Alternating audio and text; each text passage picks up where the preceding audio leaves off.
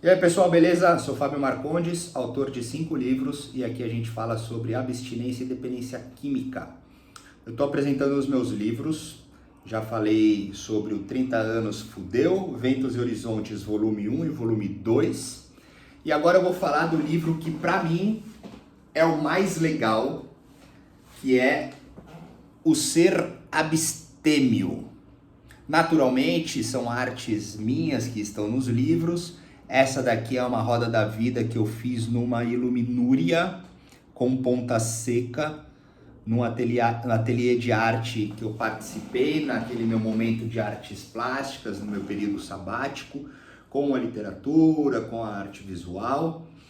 E esse é um livro muito audacioso que eu escrevi. Ele é fininho, mas ele é muito difícil de ler, ele é muito complexo, deve ter um monte de besteira aqui que eu falei, mas ele é a minha única experiência em que eu consegui, de uma certa forma, aplicar dentro de uma metodologia que funcionou para mim naquele período. Algumas coisas eu pratico até hoje, outras já não me servem, já não são parte de uma crença, mas que naquele momento foi muito importante. Então, dentro de todo o meu caminho, o meu trajeto, minha jornada, dentro da minha experiência no trabalho, no tratamento, na recuperação da adicção, do vício, da dependência química, a linha de terapia, de análise, as reuniões de 12 passos, hoje, né, trabalhando com medicamento, inclusive, as questões espirituais, físicas através do esporte, a comunhão com o alimento, a minha ligação com a existência, ela basicamente foi unificada nesse livro, onde, para poder fazer entender aqui o que é esse livro, o porquê que eu gosto dele, foi quando eu consegui definir temas, tópicos, títulos, práticas, disciplinas, vamos colocar assim, daquilo que eu fazia de forma muito visceral, muito instintiva, muito intuitiva, e coloquei no papel, inclusive coloquei gráficos. Nossa, acabei de ver, não lembrava. Eu estava fazendo um trabalho intenso também com um tarô de Marseille, de Jung. Nossa, eu vivi coisas profundas.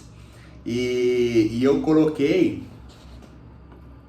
gráficos, eu fiz desenhos, eu fiz estruturas para poder deixar lúdico o que eu ali entendia como meio para poder viver mais um dia sem uso de álcool e drogas, mais 5 minutos, poder chegar a uma vida inteira, quem sabe, mas dentro de muita subjetividade, dentro de uma estrutura muito complexa que hoje, 10 anos sem uso de álcool e drogas, elas existem, mas já não nessa intensidade, e as coisas começam a ficar mais simples, mais naturais, mais fluídas, né, por assim dizer.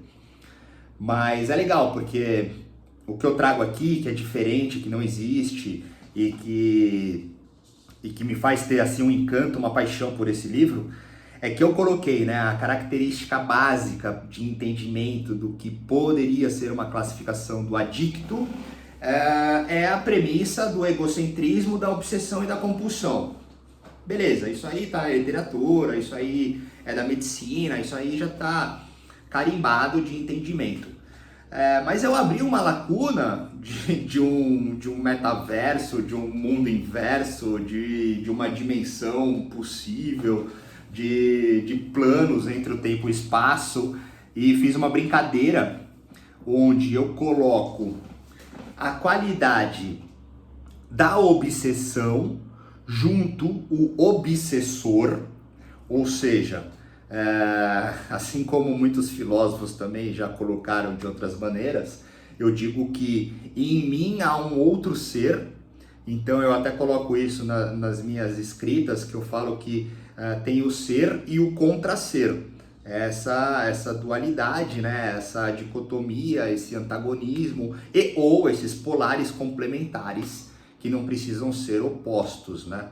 Mas enfim, retomando aqui a questão da obsessão e do obsessor, eu comecei a trabalhar esse aspecto onde não somente a obsessão ela era maior do que eu, fosse para algo bom ou ruim dentro daquele meu critério, daquele meu juízo de valor, de definição sobre o que seria bom ou ruim, e naturalmente a compulsão também existiria dentro de um compulsor, entre aspas.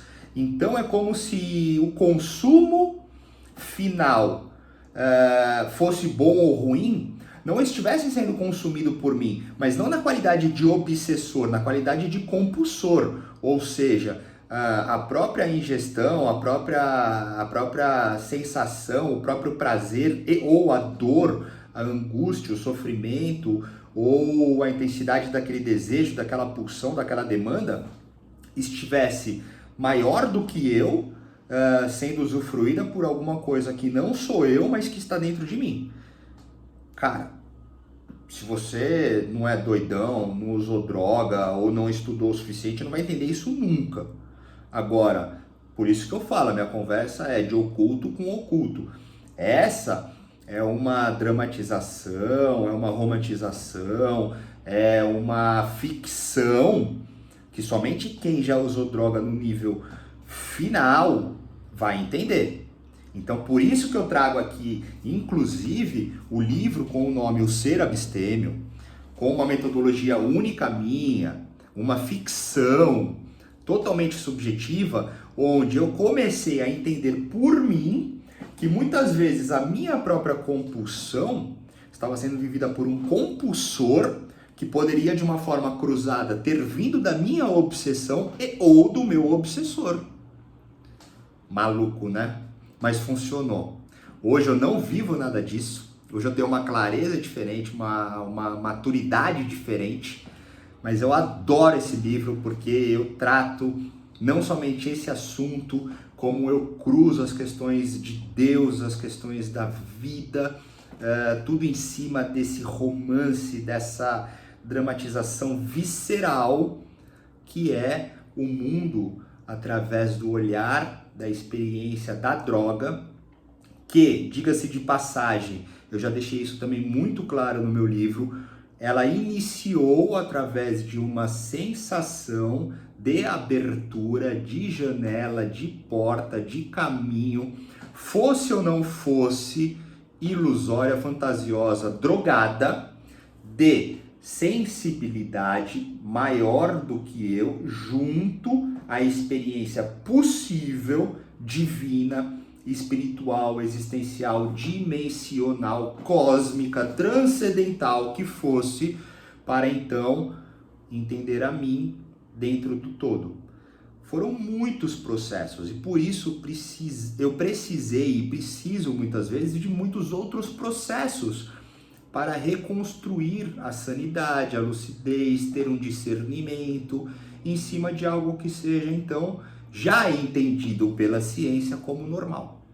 Eu me estendi nesse assunto porque esse livro é o meu xodozinho, é a minha pedra filosofal, é o livro que eu mais gosto e eu precisava falar um pouco mais dele, então é um livro que eu indico para quem tenha um pouquinho mais de tutano, porque não é um livro fácil de ler, é um livro muito subjetivo, sem nenhuma verdade que possa ser verdade, são as minhas verdades. E como em tudo que eu faço, nada vale da minha verdade. O que vale é a sua verdade, é a sua tradução, é o seu caminho.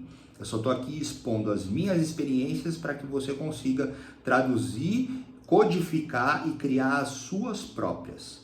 Essa é a única verdade de todo o meu trabalho. E assim a gente fecha por aqui hoje. Se quiser falar comigo, tem os meus contatos. Se quiser mandar uma pergunta, uma sugestão, fica à vontade. E é nóis!